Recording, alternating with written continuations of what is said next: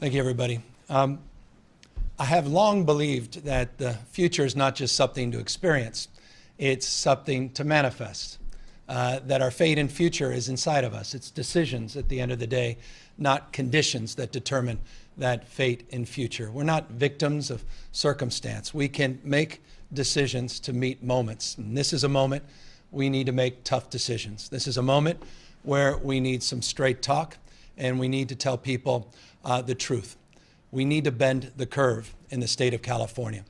And in order to do that, we need to recognize the reality. The fact is, the experience we're having on the ground throughout the state of California, the experience that's manifesting all across the United States, and for that matter, around the rest of the world, require us to adjust our thinking and to adjust our activities. In the state of California, many people are very familiar with these adjustments. A number of days ago, there were 6 Bay Area counties that led with stay-at-home orders. Now, as I speak, some 21.3 million Californians reside in a community, in a city and or county that have similar orders. A state as large as ours, a nation state, is many parts, but at the end of the day, we're one body.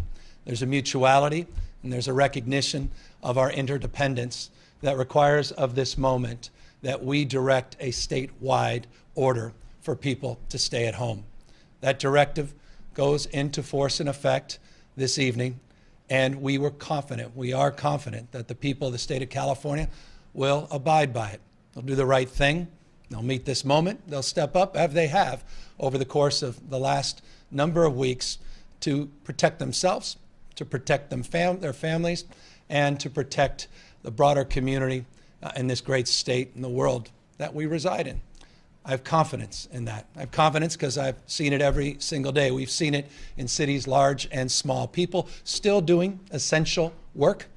People still providing essential services. People still going out to the grocery store to get food, walking their dogs, practicing social distancing, nonetheless, when they're out in the streets. People still getting their medicine. People still going about doing the kind of essential work that is required to meet this moment. The order provides for all of that, just as these other orders that have been put into place in cities large and small across the state have afforded.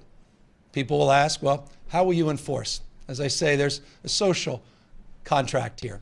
People, I think, recognize the need to do more and to meet this moment. People will self-regulate their behavior. They'll begin to adjust and adapt as they have been quite significantly. We will have social pressure that will encourage people to do the right thing, just a nod and look saying, hey, maybe you should reconsider just being out there on the beach, being 22 strong at a park.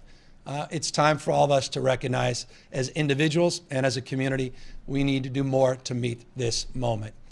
Enforcement comes in many shapes. You have a regulatory framework, you have licensing frameworks. I don't believe that the people of California need to be told through law enforcement that it's appropriate just to home isolate, protect themselves, go about the essential patterns of life, but do so by socially distancing themselves from others and do so using your common sense. Now, why is it important that I advance this new order? It's for the following reasons. We've been doing pandemic planning in the state of California for now over a decade. Now we're moving into application, implementation, and that includes the latest technology and data collection, the ability to work with artificial intelligence to mash that data up, to really look at trend lines before they become headlines. And what we're seeing, not only on the ground, but we're seeing through the data, is this spread continues at a pace that we had anticipated in a number of our models. Let me be precise. It's a number that we have been using for the purposes of guiding our resource delivery and guiding our decision making. We estimate in the United States, we've heard this number across the rest of the world, that people, 30% of the population, as high as 70% of the population, may contract the virus. In California, we've been working with those numbers. As a nation state, 40 million strong, we've been organized around an attack rate, as we refer to it, of about 56%, that the virus will impact about 56% of us. You do the math in the state of California, that's a particularly large number. That number in and of itself shouldn't be overly alarming. The vast majority of us, the overwhelming majority of us, won't have symptoms, will be perfectly fine. But there is a subset that we're concerned about that will impact, not be impacted by the virus, but also potentially can impact others, including impacting our capacity to deliver the high quality services, not only to meet the moment as it relates to COVID-19, but to provide for all the acute care that millions and millions of Californians depend on every single day. So we're looking at a hospitalization rate by using those numbers. And forgive me, I know sometimes these numbers get confusing, but a 56% attack rate, if you assume that R naught, which is the number of individuals that you may come in contact with that can contract the virus, if you use that formula, we believe with a 20% hospitalization rate, a little bit on the higher end, though some would argue it could be much higher, some believe it might be much lower, but 20% hospitalization rate, it's about 19,543 people that would need to be hospitalized under that scenario, above the existing capacity of our system. So that's the planning methodology we've been using. I'm being very straight with you. And these are numbers I can assure you governors, mayors, administration across the country are working with. But I think it's time to tell you what I tell my family, what I tell my wife, just as I did 2 nights ago when I told my daughter that I don't believe that this school year she'll get back into that classroom. And those are difficult conversations, and I know they're conversations you're having in real time, and you're having with one another as I speak. And I deeply appreciate the anxiety of these difficult conversations, but we must have them. But as we work through that planning process, 19,543 beds in our system, I'm able to look at our existing capacity. Let me be specific of what our existing capacity looks like. We have 416 hospitals in the state of California. We have capacity to provide care beyond our hospital system, but within the hospital system, we have a capacity to surge the number of beds beyond the 78,000 currently staffed beds by an additional 10,207. By the way, that number changes on a daily basis, but that's today's number. So looking at the 19,500 plus individuals in our planning, looking at that surge capacity, about 10,000, we are looking at a delta, a gap, that requires about 10,000 beds, 10,000 members of the community to staff those beds. And that's currently what we're up against. But here's the point. That's a planning document. If we change our behaviors, that inventory will come down. If we meet this moment, we can truly bend the curve to reduce the need to surge, to reduce the need to have to go out and begin to cobble all those assets together. Though I want you to know we are doing just that. We always plan, we always anticipate. Let me give you some proof points. Today, we just secured a very large hospital in Northern California, Seton. It's now part of our portfolio, and we're going to populate that hospital as an example to meet the moment. Tomorrow, we'll announce a hospital in Southern California. That's 750 beds, those 2 hospitals combined. We start to stack this, 750 here. The motels that we're currently, and hotels we're currently negotiating with, we start stacking those master leases for those hotels. We're working, I had very, very positive conversations with the leaders of 2 of the finest public university systems in the world, UC and the California State University system. We're working with those systems to identify appropriate dormitories to help us with the surge. We start stacking those numbers. We're working with the federal government. I had a conversation today with Vice President Pence and President Donald Trump together on the phone, talking about our needs, in addition to my conversation today with the Secretary of Defense about these mobile medical and field units that they have committed to pledging, not just to California, but to folks all across this country. You start stacking those things, and we have, I believe, the capacity to meet this moment, but not unless we change our behaviors and do what is necessary to meet this moment. Let's bend the curve together. Let's not regret. Let's not dream of regretting. Go back, say, well, you know, we coulda, woulda, shoulda. Now when the data all points to where I think most of us know we're going. One has to be transparent. One has to be honest. It's difficult at times being the bearer of these messages. I can assure you, home isolation is not my preferred, choice. I know it's not yours, but it's a necessary one. We started with seniors 65 and over, the most vulnerable population, and will continue to overly focus on that population and those with compromised immune systems. But we now need to broaden it to all Californians. So that's the order we're putting out today. It's consistent with the leadership we've seen at the local level, including, I want to acknowledge Mayor Garcetti and others in Los Angeles and LA County that are recognizing and meeting this moment.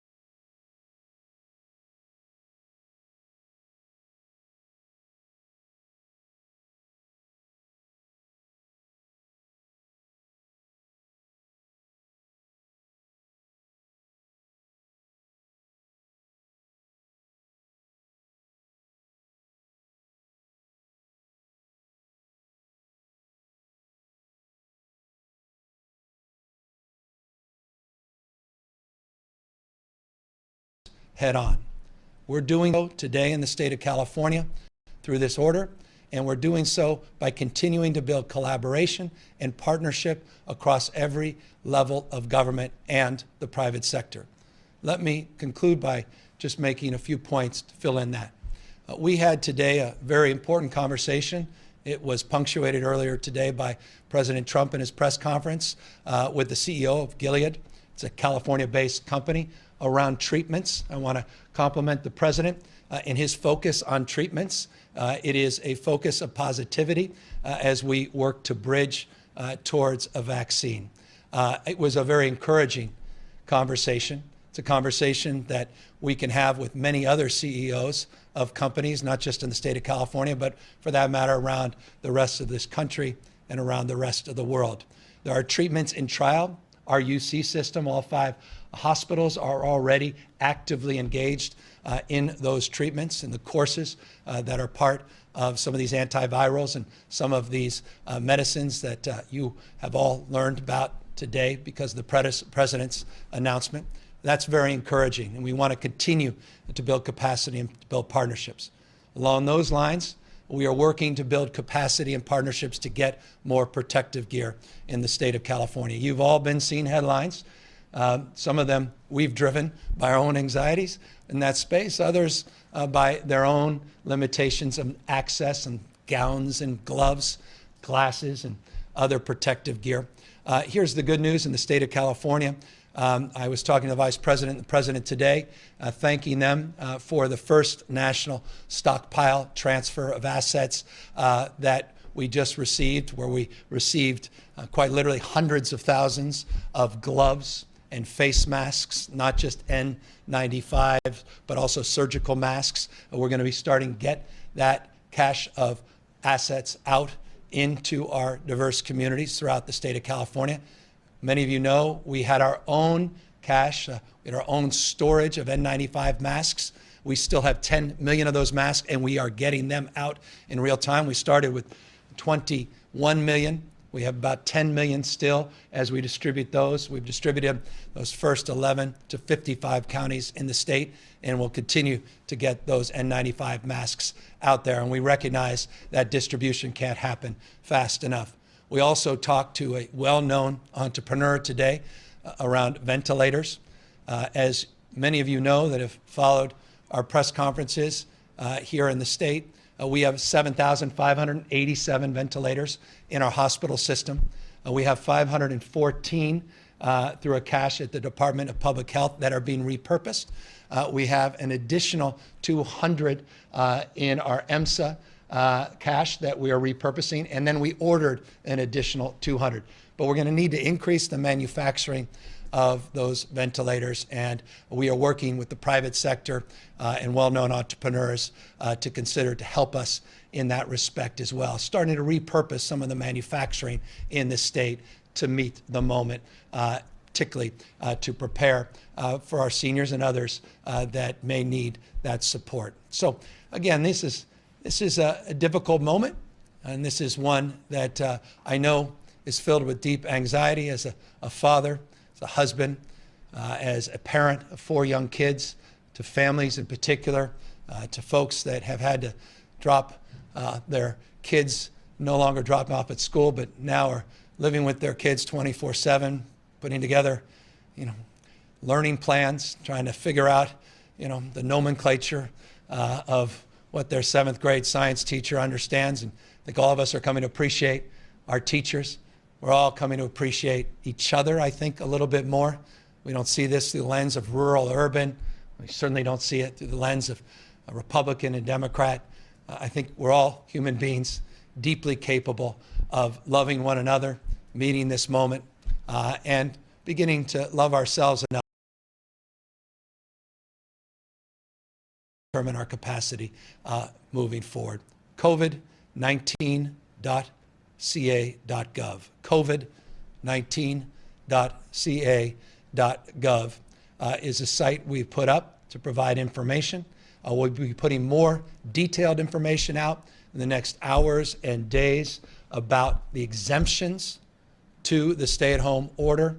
But again, for those living in many of the Northern California is already impacted, you're very familiar with those exemptions. And for those of you who are not, again, we're going to keep the grocery stores open.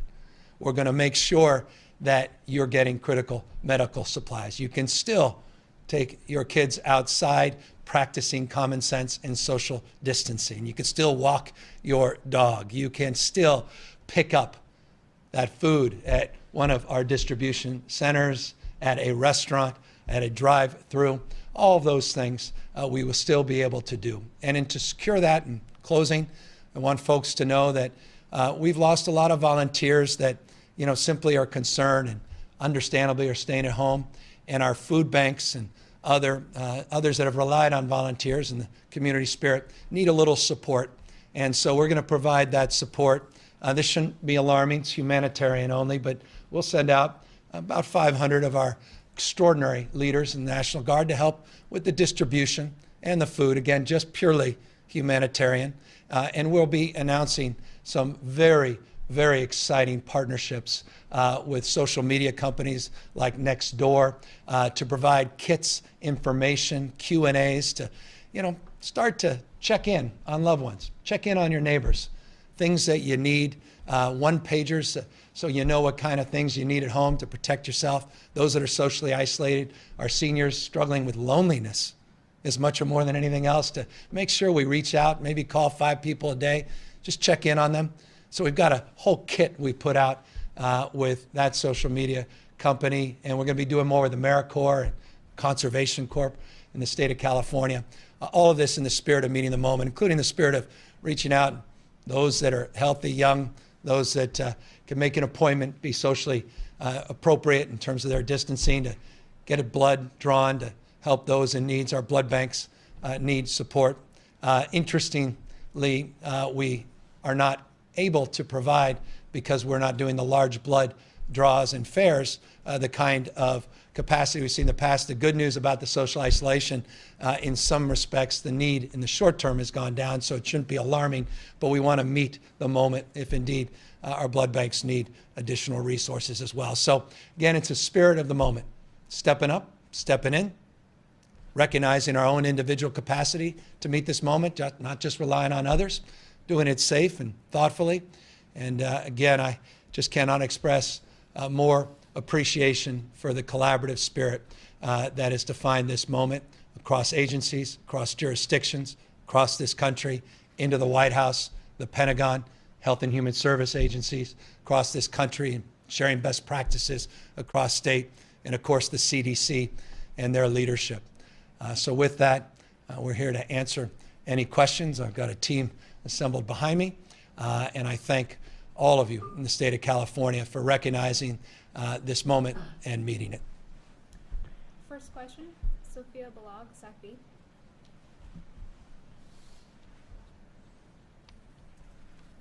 Sophia Balog.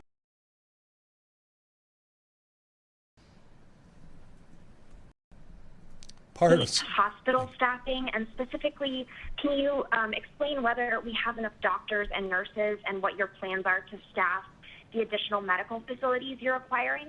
Yeah, so we've been working very collaboratively. Just yesterday, we had representatives representing the panoply of healthcare delivery system broadly defined from the hospitals on down, representatives of doctors and others, nurses clearly.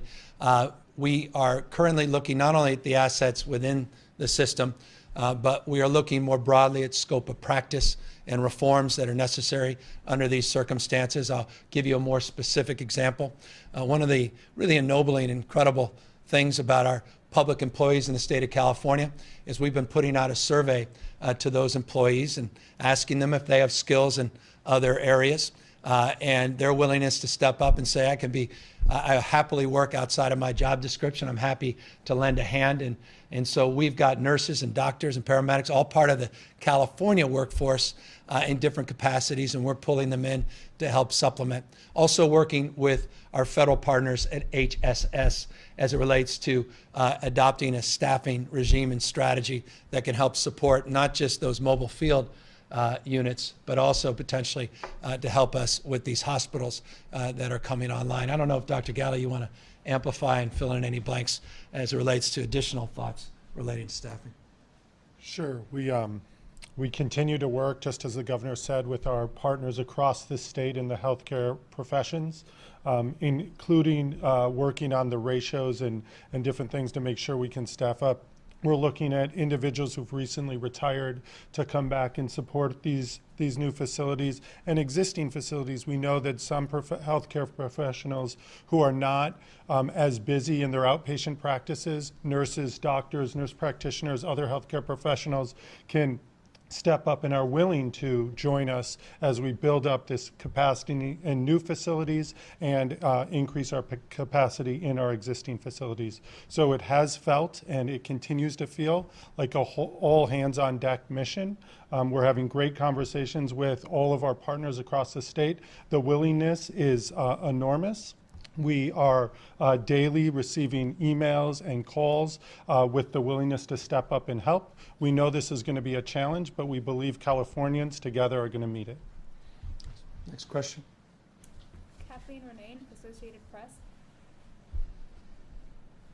Hi, Governor. Thanks for doing this. Thank you. Do you have a sense of how long this statewide shelter-in-place order is going to last? And then, you talked about the state has been modeling and has been kind of seeing where this has been going for days now. Why now did you decide to issue this today? Was there a specific number or thing that changed that made you take this extra step? No, I think we've been very fluid, as you know, on a daily basis. We've been adjusting to changing conditions, not only here in the state, but changing recognition across this country and an understanding of what's happening in other parts of the globe that require us to adjust our thinking, quite honestly, on an hourly basis, not just a daily basis. So based upon the meetings we had yesterday with our healthcare professionals, based upon the conversations we had this morning with fellow governors, with the president, CDC, and others, based upon our models, based upon our trend lines, based upon some new information that came in as it relates to those models from Johns Hopkins and among others, we felt it was appropriate to raise the ante and do what we can to bend that curve. Let me remind you, the numbers we put out today assume that we're just along for the ride. We're not. We want to manipulate those numbers down. That's what this order is all about. The projection said we will have. But we don't live by projection. Again, I began this by saying we are not victims of fate or circumstance. The future is something inside of us. It's our decisions that will determine those projections. And that's why we decided today to make this decision. Hannah Wiley, Staff B. Hannah Wiley. Hi, can you guys hear me? Yes, thank you, Hannah. Yeah, hi. Thanks, Governor. I appreciate you taking the time to talk with us tonight. We're hearing a lot from state workers that they're still being told to come into work, and you touched on this a bit last night, but does the state have the capability to have workers telecommute and the numbers needed for social distancing? Yeah, that's being worked on in real time. We had a remarkable conversation last night with our largest public employees union, a tele-town hall, and we talked about so many of the essential services that are provided in the state. Let me put that in perspective. When you consider police and fire and those in our corrections industry broadly defined, you're over 50% of the workforce operating on some form of 24-hour support.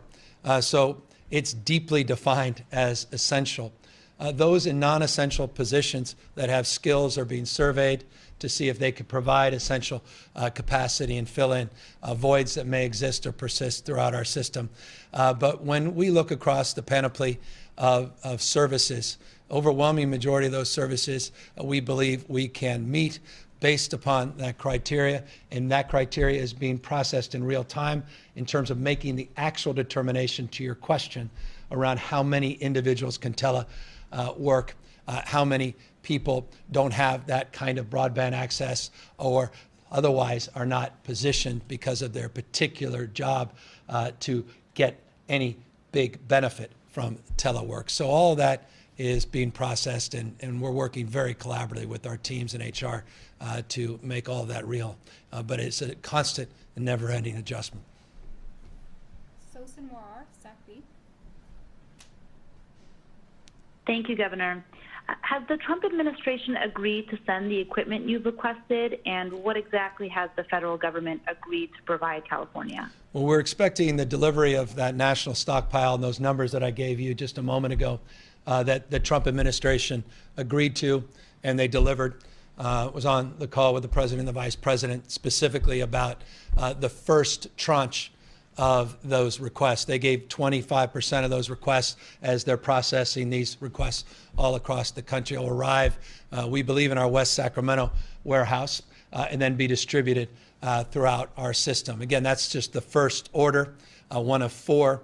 The other order is apparently on the way as well. And so we were very grateful to hear of that. I'm very grateful that the first assets are now about to be delivered to the state and then distributed throughout the state.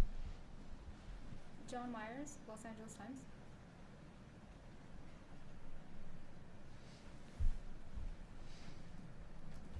John Myers. John, you there?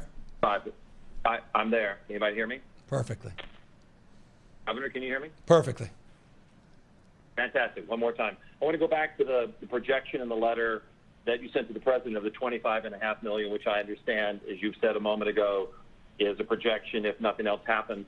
At least one of my colleagues has talked to an epidemiologist at Harvard who thinks in 8 weeks that would be, in his words, a catastrophic number, and that they normally talk in terms of 18 months when you're looking at numbers like that, and that would be really bad. Yeah. Are you sure? I want to understand the methodology, the science behind a potential of 8 weeks and 25.5 million people.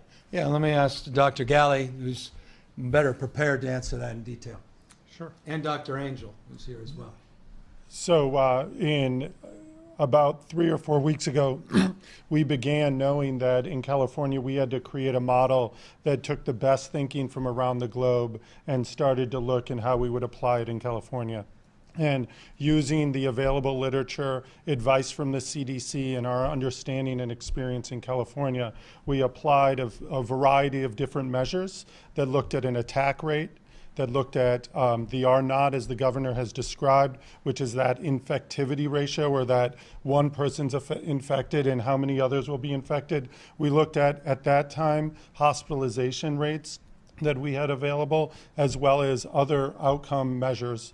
And given that, we knew that the attack rate of 56% that we chose, that was somewhat in the middle between our two, the high end and the low end of what we'd seen in the literature, would be that fairly high number, that if we did nothing across California, and it spread the way that we'd seen the spread of disease in other countries that experienced it before us, we would have a majority of our state affected by the disease. We knew that that did not equate to the same number of people who would be sick enough to seek care, sick enough to be hospitalized, and then beyond that, sick enough to need the level of ICU level care that we worry about most and some of the worst outcomes. So we built the model in collaboration with the CDC, as the governor said, to guide our planning so that we were prepared across California.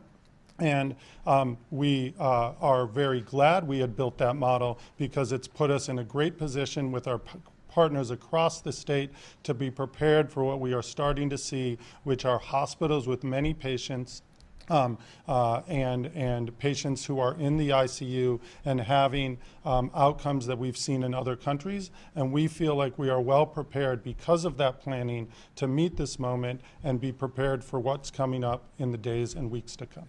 And I deeply recognize how alarming those numbers are, and they drive headlines, but the one that matters to us is that 19,543, that 20% hospitalization rate. That's the number that guides so much of our decision making, and that we are advancing very purposefully. Bill Silburn, KCBS Radio. Hi, Governor. Can you hear me? Perfectly. Oh, good. All right, Governor. First of all, I've about a million questions, but I'll only ask a couple of them.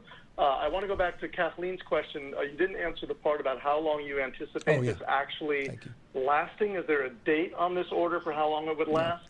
And then also, will there be any actual enforcement? And if not, how practical and impactful do you think it will have, given how many people are still going out, going to stores, going to essential jobs?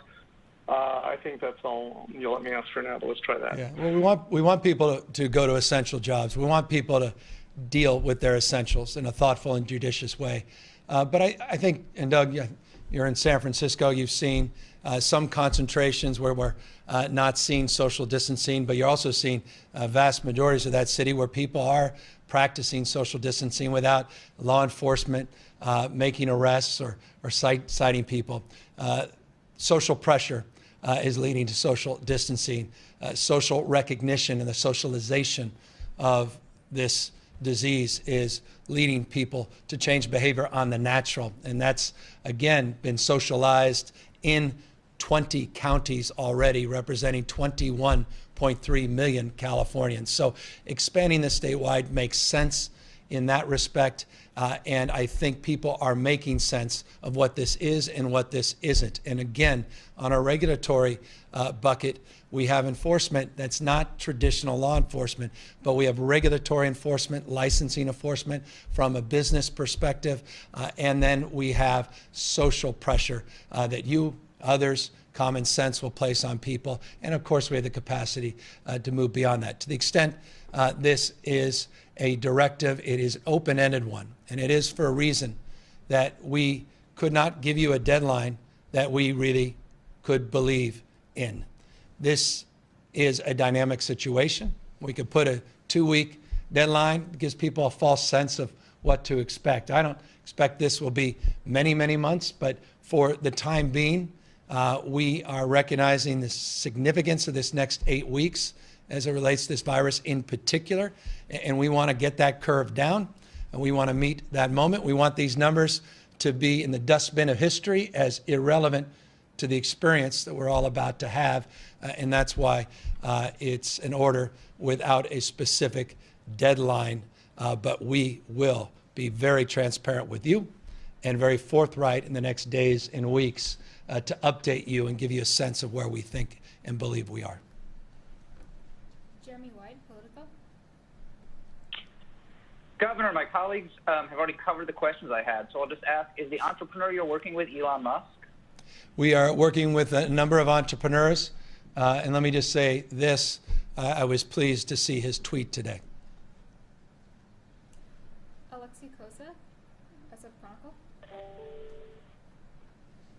Hi, Governor. I wanted to follow up on John Myers' question. I don't think it was quite fully addressed, but even with the orders to the 23 million Californians and all the other social distancing measures so far, are you still operating under an assumption that we're on track for this 25 million Californians infected within 8 weeks, unless we all go under this stay-at-home order? The point of the stay-at-home order is to make those numbers moot, to bend that curve. When we say bend the curve, that means the projection no longer becomes a reality because we changed our behavior, and as a consequence, that curve, that projection, that trend line becomes something very, very different in reality.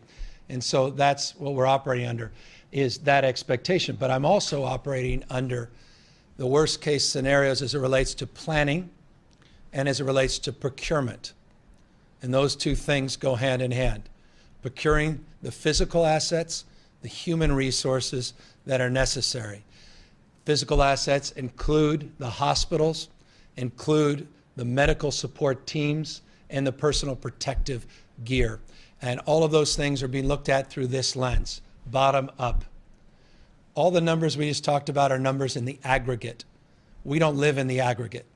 We live in communities large and small, diverse throughout the state of California. So do our resources. And so we are working, for example, conversation I had with the Department of Defense today about looking at their resources, providing those resources in the deeper part of Northern California, in Central California, in different parts of the state, so we can make sure that we are meeting the adequacy of resources that are required. Clearly, there is a dominant focus right now in the Bay Area, particularly in Santa Clara, where we have to be overly resourced, but we have to anticipate those needs more broadly defined. Final question, Jackie Botts, Cal Matters. Hi, Governor. Thank you.